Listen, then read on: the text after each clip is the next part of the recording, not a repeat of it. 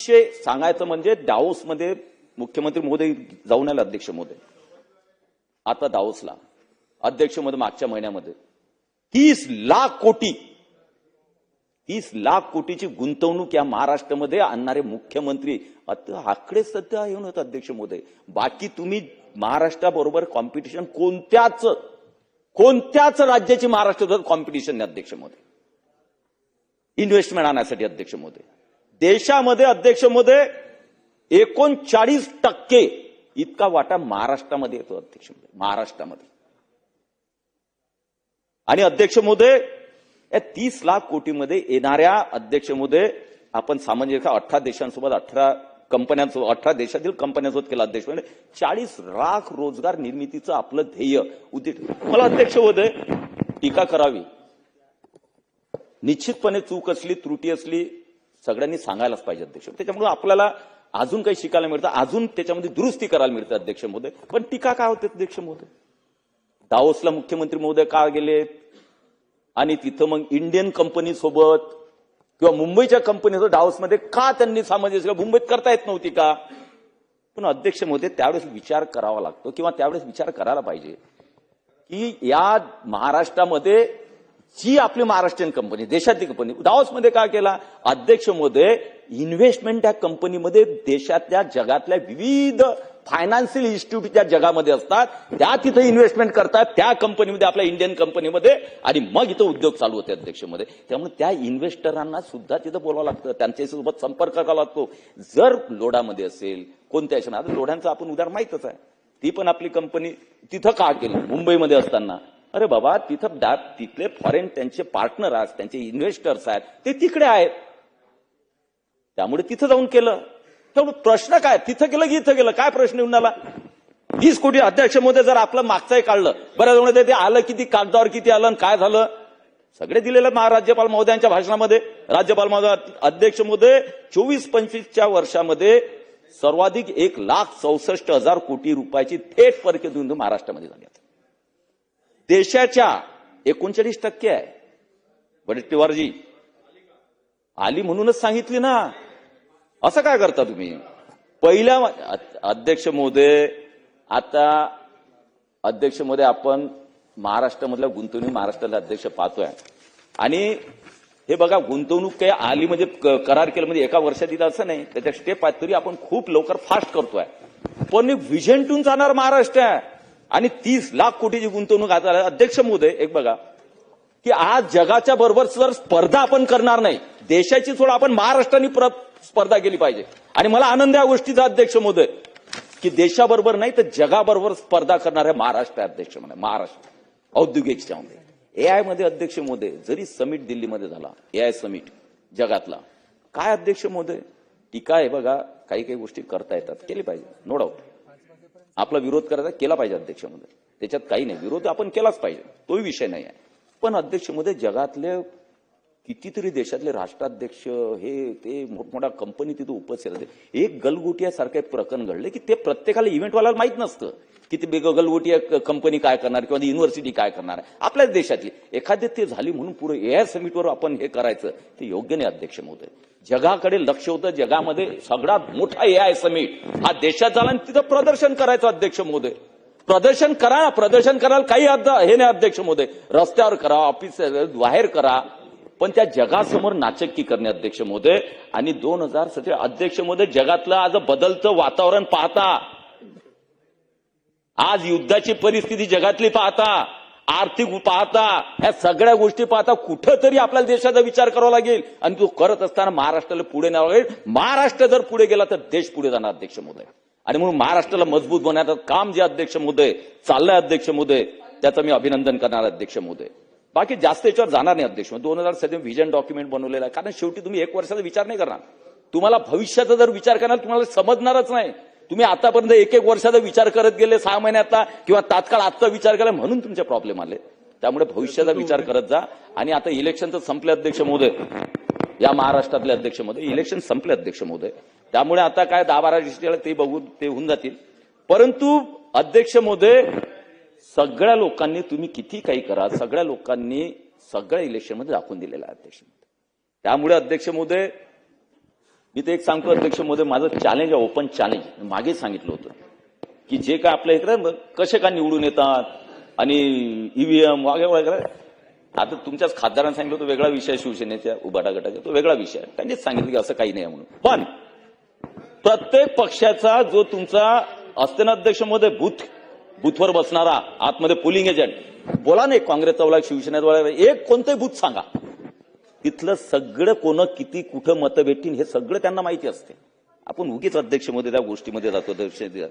अध्यक्ष महोदय, आपण अध्यक्ष महोदय ह्या सगळं भविष्यातलं करून महाराष्ट्र मजबूत व्हावा आर्थिकदृष्ट्या याचा प्रयत्न जो आहे तो या महाराष्ट्र शासनाच्या माध्यमातून अध्यक्ष महोदय चालू आहे.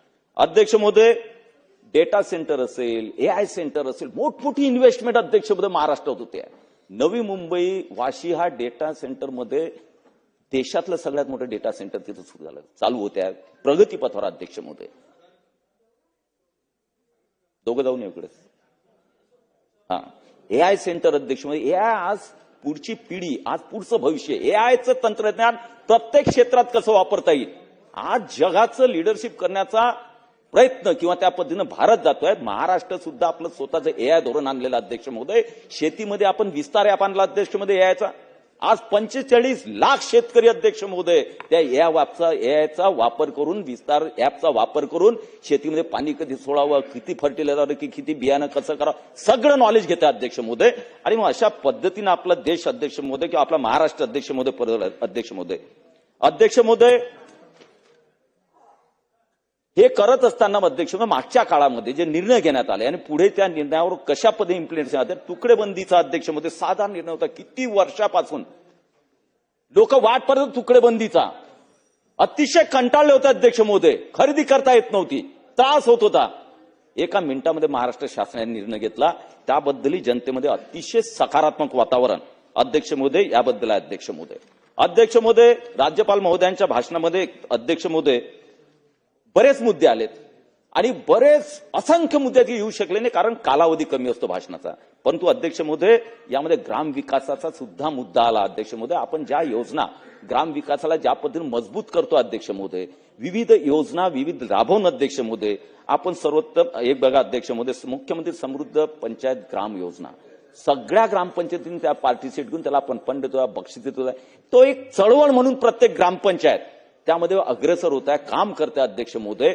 हे सुद्धा एक आपल्यासाठी समाधानाची अभियानाची गोष्ट अध्यक्ष महोदय. अध्यक्ष महोदय, याच पद्धतीने अध्यक्ष महोदय ग्राम विकासाच्या मध्ये पानन रस्ते येतात अध्यक्ष महोदय.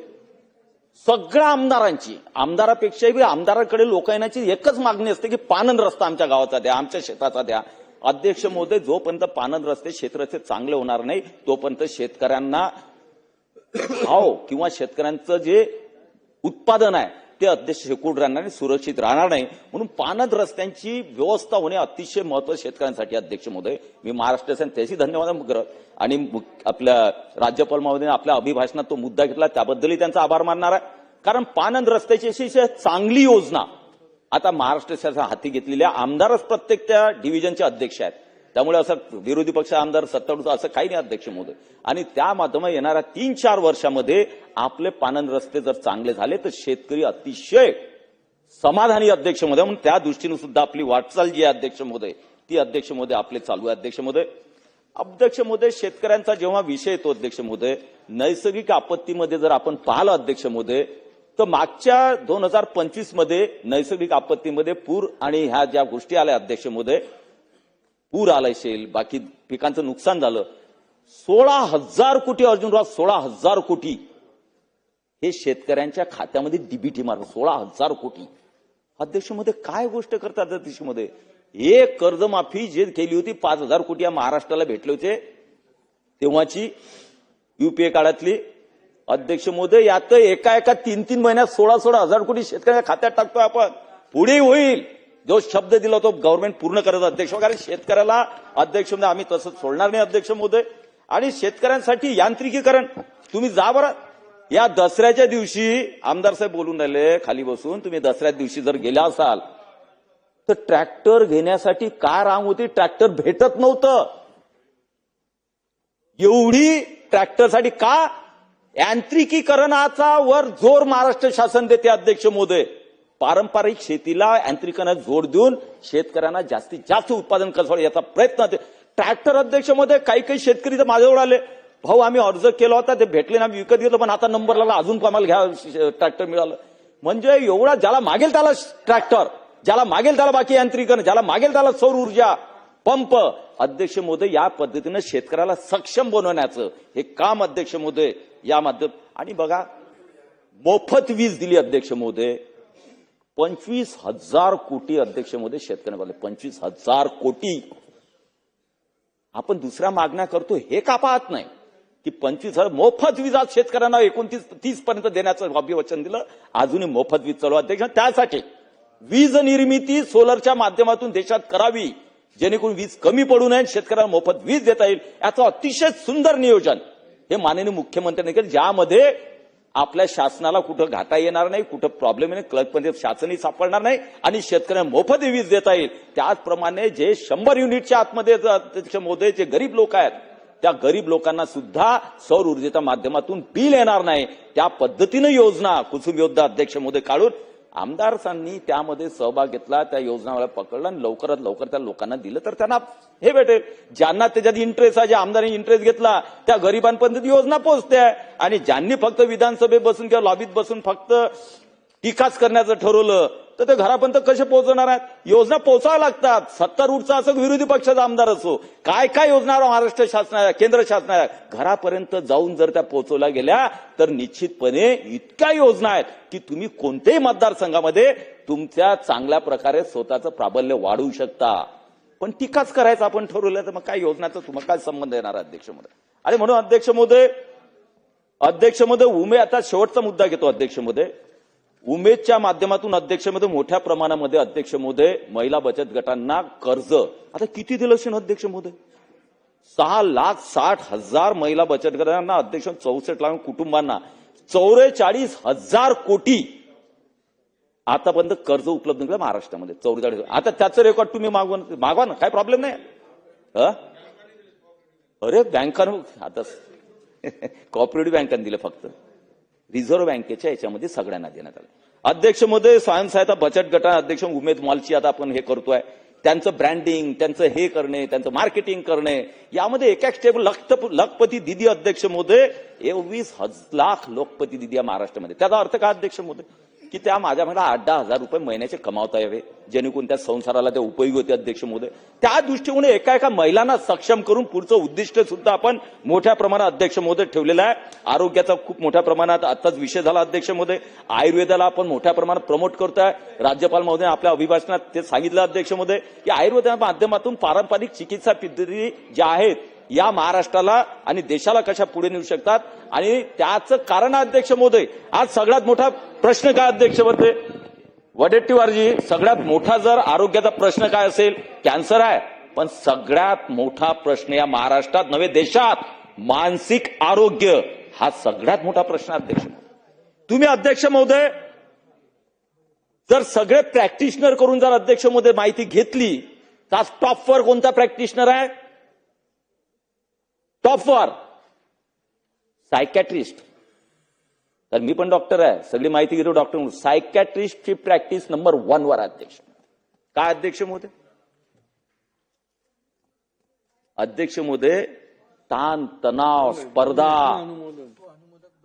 सवयी, व्यसन, ह्या सगळ्या गोष्टीचा परिपाक अध्यक्ष महोदय. आणि नवीन पिढी फास्ट आहे, मोबाईल हातात आहे, टेक्नॉलॉजी आहे, हे आहे अध्यक्ष महोदय यामध्ये. आणि लहान मुलांपासून मोबाईलचं व्यसन, लहानपणापासून गेम्समध्ये किती आता आत्महत्या होत आहेत.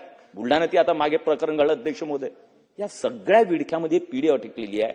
आणि त्यामुळे मानसिक स्वास्थ्य जे आहे आणि स्पर्धा, एक दुसऱ्याबद्दल असलेली आकस, हे जर बघितलं ना महाराष्ट्रातलं राजकारण या स्तरावर आपण चाललेला अध्यक्ष मोदी, या सगळ्यांचा परिणाम वेगवेगळ्या क्षेत्रामध्ये अध्यक्ष मोदी मानसिक आरोग्यावर होतो अध्यक्ष. तोच आपल्या विद्यार्थ्यांवर होत आहे. आणि म्हणून त्याचाही विचार, मला आनंद या गोष्टीचा का महाराष्ट्र शासनाने राज्यपाल मध्ये आपल्या भाषणामध्ये अभिभाषणामध्ये उल्लेख केला. आणि त्याचा जो विचार जो आहे, महाराष्ट्र विद्यार्थी सुरक्षा सर्वोच्च मानसिक कल्याण योजना 2025 ही महाराष्ट्र अतिशय पुरोगामी आहे, अतिशय पुढे जाणार महाराष्ट्र आहे. हा विचार केला याबद्दल मी अतिशय धन्यवाद महाराष्ट्र शासनाचा राज्यपाल महोदयाचे करणार आहे. कारण मानसिक आरोग्य जोपर्यंत सुधरत नाही तोपर्यंत तुमची प्रगती होत नाही, तुमचं कुटुंब पुढे जात नाही, कुटुंबाला आधार मिळत नाही. आज कितीतरी उदाहरणं आम्ही आजूबाजूला पाहतो अध्यक्ष महोदय. मुलं आणि मुली लग्न झाल्यानंतर का तुटतात, का लग्न तुटतात अध्यक्ष महोदय? ताणतणाव, विचार पटत नाहीत, हे होतं अध्यक्ष महोदय. त्याचा मानसिक त्रास होतो, मानसिक आरोग्य खराब होते आणि त्यामधून विविध प्रकरणं आपल्या महाराष्ट्रामध्ये आणि समाजामध्ये घडतात अध्यक्ष महोदय. आणि माझी विनंती फक्त एवढीच या राज्यपाला अभिभाषणावर की या कॅन्सर बरोबरच मानसिक आरोग्याला, कारण का लोक अध्यक्ष महोदय सायकॅट्रिस्टकडे जाणं किंवा काउन्सिलरकडे जाणं घाबरतात, किंवा कोणाला माहित पडेल का, कसं कोणाला सांगा. कारण पहिला कन्सेप्ट होता अध्यक्ष महोदय की पागल म्हटलं जायचं. आता तो कन्सेप्ट नाही आहे. 70% लोकांना 70% लोकांना मानसिक आरोग्यासाठी काही ना काही औषधोपचार घ्यावाच लागतो. तुम्ही आता जनरल प्रॅक्टिशनरकडे कोणत्या हॉस्पिटलमध्ये तुम्हाला देतात ना, तुम्हाला त्या गोळ्यात माहित नाही पडत.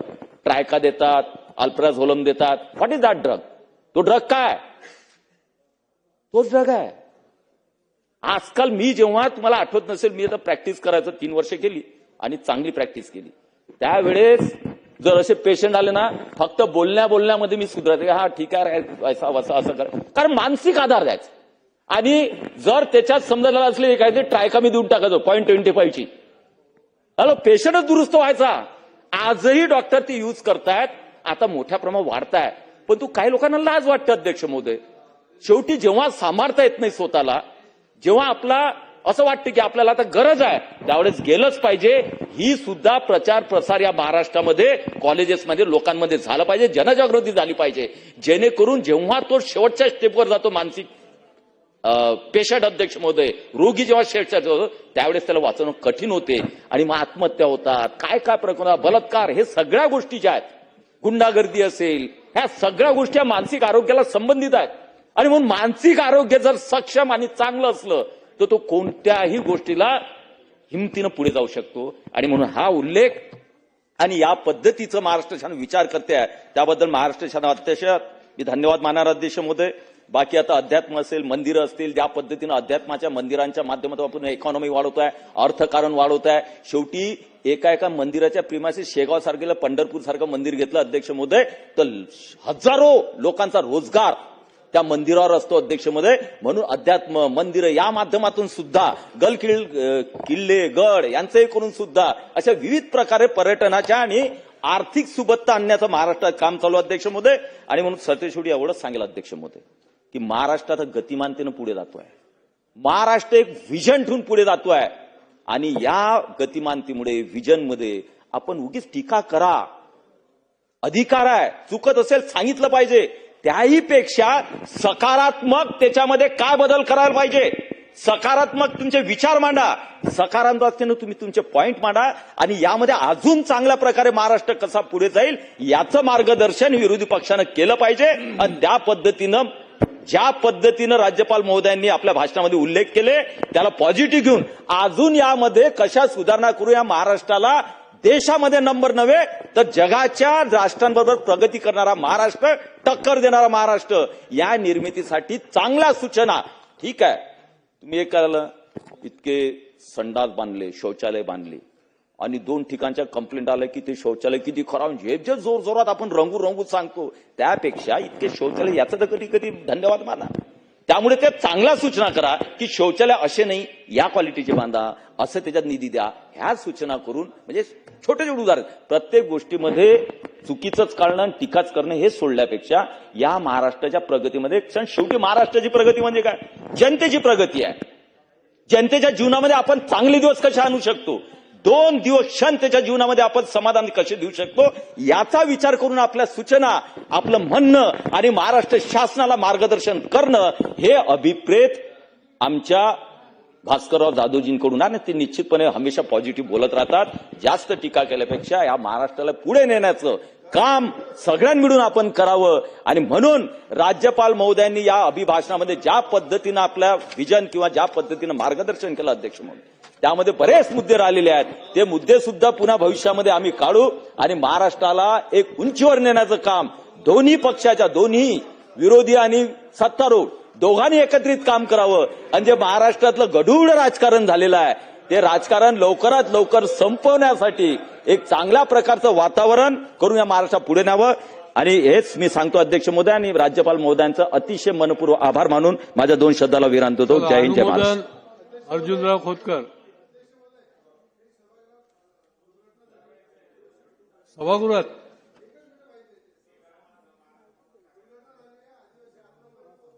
अध्यक्ष महोदय, धारणीमध्ये अध्यक्ष महोदय, मेलघाट भागामध्ये या शिवजिरी घाटामध्ये अध्यक्ष महोदय आदिवासी कुटुंब बाजार करायला जात असताना त्या ठिकाणी अध्यक्ष महोदय त्या घाटामध्ये घाट कोसळल्यामुळं 5 जणांचा अध्यक्ष महोदय आदिवासी कुटुंबाचा मृत्यू झाला. 15 जण जखमी आहे अध्यक्ष महोदय. माझी अध्यक्ष महोदय सभागृहाला माहिती देताना आपल्याकडे विनंती आहे की त्या ठिकाणी त्यांचा इलाज चांगला झाला पाहिजे आणि प्रशासनाने त्यांच्या घरी भेट देऊन